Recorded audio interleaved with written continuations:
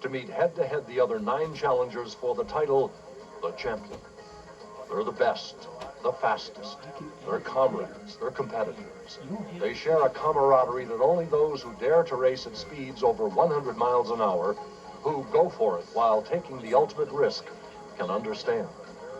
Soon, these 10 will become warriors within the ice oval, for there can only be one who will drive flat out for an instant longer, who will scornfully brake a microsecond later, who will use his driving skills, his machine, as weapons for victory. Each of these 10 combatants have desperately planned, worked and dreamed to win the title, to be known as champion of the world of snowmobile racing. These are the gladiators of ice. From Eagle River, Wisconsin, this is the Coors World's Championship of Snowmobile Racing, the Gladiators of Ice. Brought to you by Skidoo 86, built for the long run, and by Chevrolet. Nothing works like a Chevy truck. And by Meyer Snowplows. There's no other way to plow snow. And now to the trackside with Mark Zelich, your race announcer. Hi everyone, welcome to the 23rd running of the Coors World Championship of Snowmobiling. We have 11 of the finest drivers in the world ready to go on 11 outstanding sleds to settle who is indeed the 1986 World Snowmobile Champion. And the gods of snowmobiling have blessed us with an outstanding winter day on which to settle the issue. And with us to bear witness and testimony with their analysis and commentary here this afternoon are 2 of the finest chauffeurs ever to slip into the cockpit of a race car. I'm talking about Bobby Unser and Al Unser, 2 men who between them have won 6 championships at Indianapolis at the old Brickyard, plus countless other championships around the world when it comes to automobile racing. But they don't stand on one leg. They're deeply involved in snowmobile racing, and although they don't race on a world-class level, you can bet they know the machines and the men who drive them. Bobby, one of the guys driving him is Michel Gingras, the defending champion. He's going to come out of the hole at the pole. We've got another former champion, Jacques Villeneuve, won it twice, looking to win. You know what it is to come back and try to win again. How tough is it going to be for them? Well, it really won't be any advantage from being last year's champion. The only advantage you have from that is the fact that they do know how to win. But I guarantee you that every one of those guys that's in the race knows how to win, and they're not going to be giving them any lead at all. Jacques is hot today. I look for Villeneuve to be kind of hot, and of course I think the Deckers are going to be hot. I just think you have one of the best fields that snowmobile racing has ever had in history. Well, we'll say amen to that. As I turn to Al, having been the point leader on the Indy circuit in 1985 with your son right behind you, that's significant. But it's important for you, too, to come to Indianapolis and run in the big one. These guys, same thing. They're running the circuit of snowmobiling, but they come here for the World Championship. Same kind of a kick? Yes, it is. It's very definitely so. Anytime that you come down to your biggest race of the year, it is important. It gets to you. Just like Indianapolis to us is the big red apple, and this is the big red apple for the snowmobiler. So it's something that they're going to be working very, very hard at and extending themselves very deeply. Al, and we'll be taking a look at all that's going to happen in that World Championship in just a moment.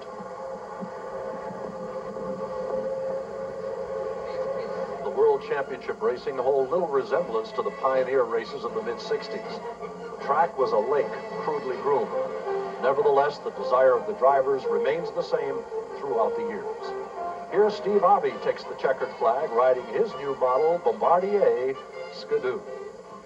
Although the 70s proved the past was prologue with radical changes in sled design and engine performance, race fans realized that the future would prove that faster speeds and improved aerodynamics were already on the drafting tables. Today, the Formula One racing machines are just that, racing machines. Although these sleek, ground-hugging racers bear little resemblance to their trail-riding namesakes, the race machine has served as the foundation for the safer, durable, and dependable trail snowmobile of the 80s. Most Formula One racers use twin tracks and high-performance Rotax engines. The suspension is critical to withstand the grueling series of races to reach the starting line for the World Championship. The excitement started on Friday morning as drivers and mechanics anxiously waited their turn for the time trials on the ice oval. Only the 36 fastest times would qualify for the gauntlet of heats, quarter and semifinals that would eliminate all but the final 10 competitors for the title. The big surprise for the racing community was the appearance of 3 retired former world champions. Two-time champion Jacques Villeneuve responded to a call from fellow Canadian Gary Vasser, who was injured at Alexandria, Minnesota, and wanted Jacques to drive his backup sled for Team Vasser. And drive the sled Jacques did. Villeneuve, after nearly a year and a half's absence from snowmobile racing, stormed the timing lights and easily picked up the 9th fastest time for the trials. The second retired former champion was Jim Dimmerman, the 1984 winner. Jim's sled performed magnificently to roar to the 4th fastest time of the field. Last year's champion, Michel Gingras, the third of the retired champions, took his trial laps only to test his machine's speed and handling, for the clock had little meaning. As the reigning champion, Michel automatically is in the World Championship Formula One race. A unique feature of the World Championship Formula One race is the method used to place the 10th and final racer to the field. The final, semi-final race is the consolation race, where a 9-sled field is made up from the racers who placed 4th through 6th in each of the previous semifinals. The race has the same electricity as the championship race, for this is the last chance for 9 desperate racers to fight their way to the big one. The Consi became a shootout between Scott Metzler, who took the early lead, and then lost it to Bruce Vasser on turn 4 of lap 4. In racing parlance, this was a duel, as Scott Metzler jockeyed to retake the lead in turn 3 of lap 5. Just as Metzler appeared to have the inside line, Vasser derailed the track and took out both the leaders. Ironically, Vasser's brother Gary, after the red flag, went on to win the last position in the championship lineup. So now the championship race was set for the next day's running. And like many of the 20,000 or more fans, the honorary race marshals, the Unsers, Bobby, Al Sr., and Al Jr., had time to take to their snowmobiles and enjoy the beauty of the groomed Wisconsin trails. From their comments, it was apparent that these Indy car drivers enjoy a slower lane on occasion. This is really nifty because the guy can take his whole family with him. The kids, the wife, everybody can go. And I think that's what makes it nice. My first impressions, this is the first time I've been on groomed trails and stuff like that. And like Uncle Bobby said, I wish we had them back in New Mexico. It's neat. The World Championship snowcross races hold every bit as much excitement for the fans. Jim Wergen of Rhinelander and Tim Bender of Golden, New York, the pre-race favorites, proved to be worthy of the challenge, with Wergen winning Snow Pro Stock and Bender taking Snow Pro Open. The Eagle River Racetrack is recognized as one of the safest ice ovals in the sport of snowmobile racing. Nonetheless, it does produce its share of spills and chills for those who attempt to conquer the big one.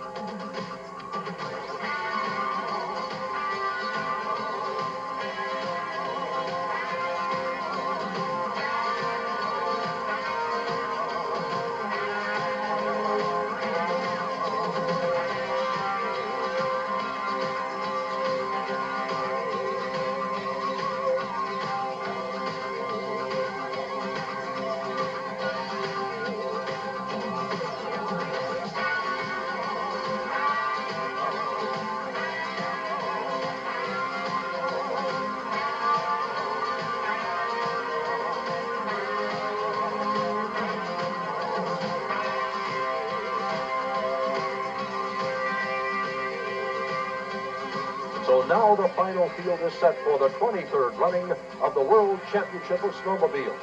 And I'll have the starting lineups after the track is groomed. Starting line. Next to him is Chuck Decker. This is from the outside. Now Dave Wall moves in from the outside. Next is Bobby Donahue. He is in turn followed by Gary Vasser. And then it's Al Decker. Decker is followed by Dave Loritz. He's out of Green Bay. We have the 3 Wisconsinites in the race, the Deckers and Loritz. Jeff Goodwin out of Zion, Illinois, moves up on line, followed by Michel Gingras. He is the defending champion. And then Darcy Ewing, who grabs the pole. And then Jacques Villeneuve is on the pole. Jacques Villeneuve number 1 on the pole, the former two-time champion, 80-82, looking to become the first man to win it 3 times. And they're off and running. 11 machines into turn number 1. That's about 85 feet wide. They bunch through, and they get through beautifully with Dave Wall jumping out in front. Wall moves out in front by about 10 lengths, followed quickly by Al Decker. Wall and Decker running 1-2 with Bobby Donahue in the number 3 spot. They finished the first lap, 24 more to go, 12 miles of exciting World Championship racing. Wall continuing to lead, with Decker running in there second in the Silver Bullet, followed by Bobby Donahue. Earlier, I asked Dave Wall about his strategy. I like to get out in front and just go. Nobody gets to my road that way, and I can go as fast as I want or as slow as I want. If the guy can get out front and pace himself, that's absolutely the best way to win a race, and I know it. The Silver Bullet riding second behind Wall. Bobby Donahue, the tallest racer in the field, 6'2".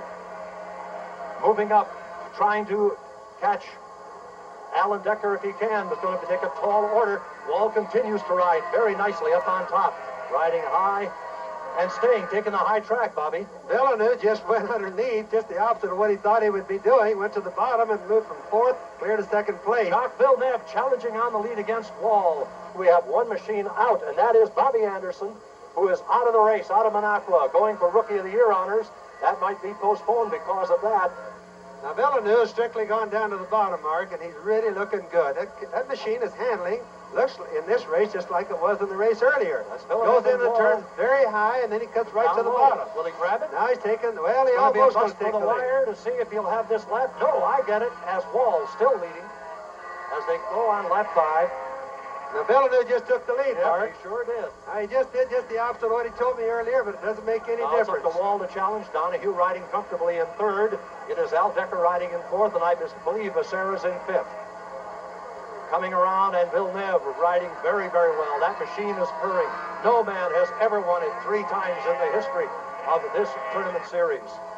Bobby Donahue has moved into number 2 spot beyond Wall. Wall is challenging him on the outside. Decker riding comfortably in the number 4 spot. That's Al Decker, followed by Becerra. The bumps seem to be giving Wall just a bit of a problem going into turn 3 for some reason. Round they come with Villeneuve on the 7th lap. Out in front, Donahue now moving to challenge. Wall is number 3. Al Decker riding in number 4. And let's see, who is that in number 5? Try and pick him up for you as quickly as we can as they come around turn number 4. We've got a humdinger of a race with Villeneuve continuing to lead, and that's Skidoo. He's out of Quebec. Well, they're all hungry to win it, but for example, I was talking to Jacques Villeneuve the other day, and he's not going to run very many races this year because he's busy on the Indy car circuit, but he said this race is so big and so important that he has to run it. We continue to run tough. Bobby Donahue trailing Villeneuve. Jacques Villeneuve, 80 and 82 champion, running tough. Michel Gingras is now running last. The defending champion is in last place. As out in front is Villeneuve, riding comfortably, Bobby, and riding high. To be honest with you, Mark, he isn't riding as comfortably. He's running all over the track trying to find a smooth spot. Everybody's trying to duck the bumps, the holes that have kind of developed from all the other sleds running all day. And Jock is running a little bit high in turn 1 and turn 2. In fact, every time he goes into that turn, Bobby Donahue just pulls up about 4 or 5 car lengths on him. Or sled lengths, I should say. Lap 10 with Donahue still continuing to be the chaser. I think two-time former champion continuing to be the leader, Jacques Villeneuve. The 11th lap.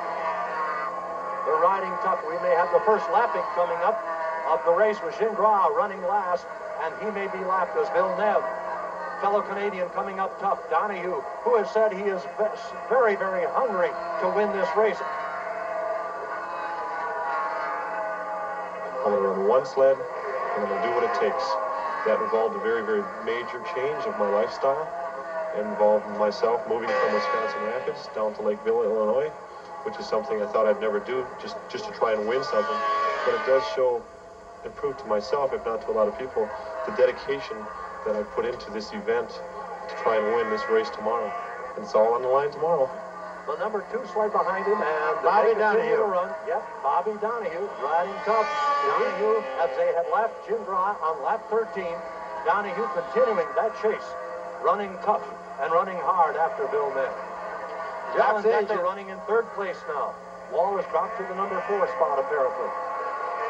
Jock's engine seems to be very strong in the straightaways. I've been noticing, Mark, and he can pick up, it appears to be about a sled length every straightaway on Bobby Donahue. You know, Bobby, Villeneuve has not raced snowmobiles for almost 2 years. I asked Jacques about it. Yeah, no problem. You know, I felt like I've been doing it every week, or I mean, I've done it last year or something like that. As I've been saying earlier, you don't forget about riding snowmobile, racing snowmobile. What is hard to maybe get back is being competitive, being fast. But, you know, it's like riding a bike. You don't forget about riding a bike. So it was the same thing with snowmobile.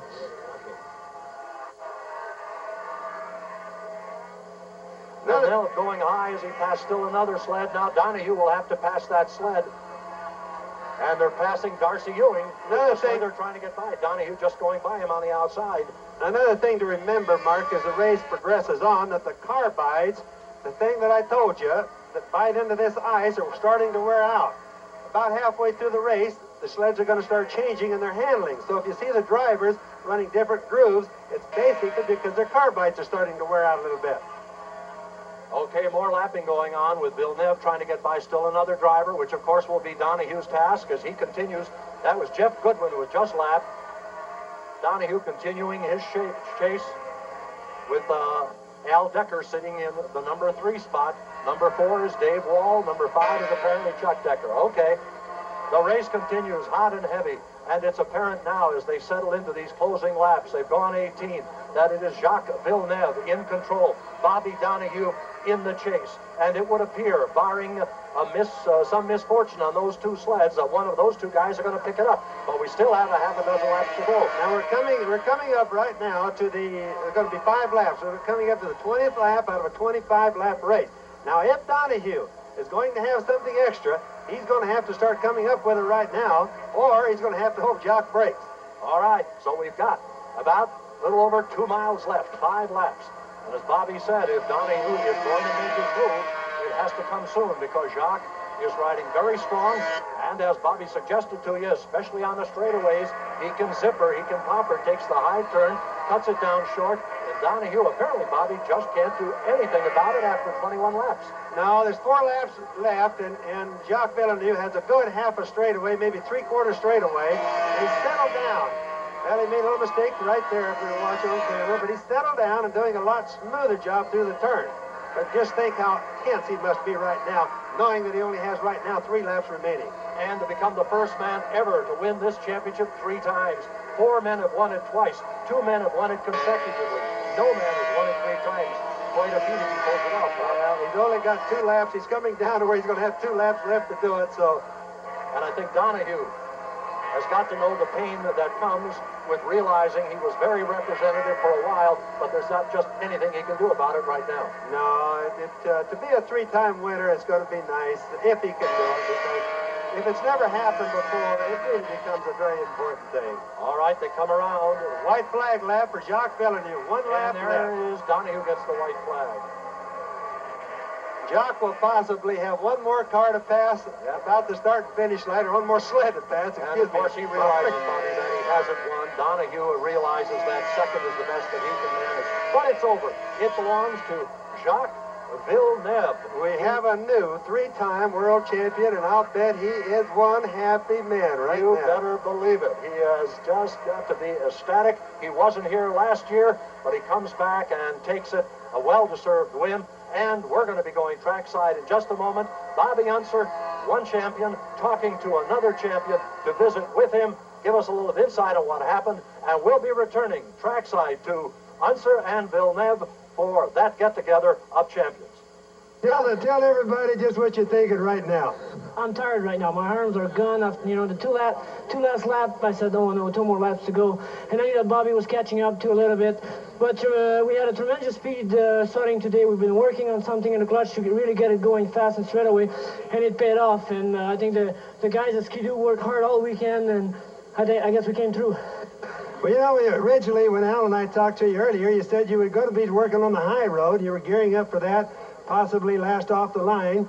But I noticed you changed your groove almost immediately and went from probably about 5th or 6th place right up into 4th, and then you just took 2nd in one big chunk, and then from then on it was just kind of easy, and I noticed you kind of hunted around. Were you doing a lot of thinking, or were you watching the other sleds? Kind of thinking, yes, and watching the other sled. And I was counting on my top speed. We were working on having top speed here, and it paid off, and I was hoping it would last the whole race. And I had to choose to run a high line before the race, but unfortunately, with 11 sled out there, it's really fast. The corner come with a lot of snow, and I tried a couple times and almost got stuck there. So I had to run low in the back groove. What can I do? But I was counting on my top speed, but it paid off. Thank you, Jack. All right, well, what's been easy is enjoying outstanding competitive snowmobile racing here in 1986 at Eagle River.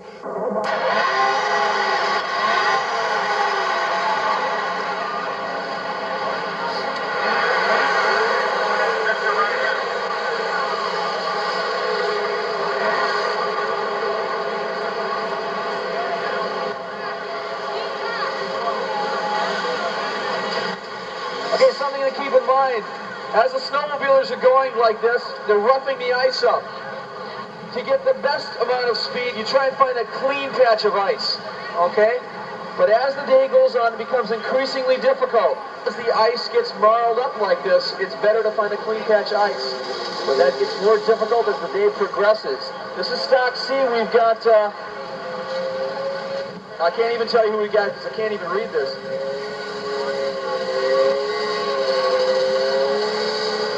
If I can make a request that we can have something up here that we can read, I'd appreciate it. Emil Slater from Manitowoc, bib number 2310, driving a Yamaha. And Mike Huberty from Lena, who's driving a Mercury with bib number 11.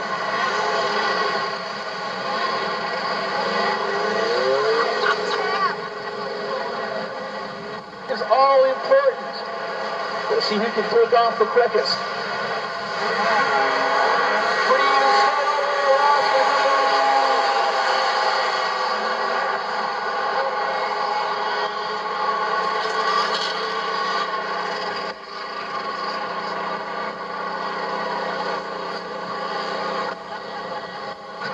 Emil Slater from Manitowoc. He took the second place. Russ Lankowski. Colin Jr. from Minocqua, red number 38. And Jason Bunsen again from Sturgeon Bay, 7-11. I never would have had it. Oh, no, we're happy.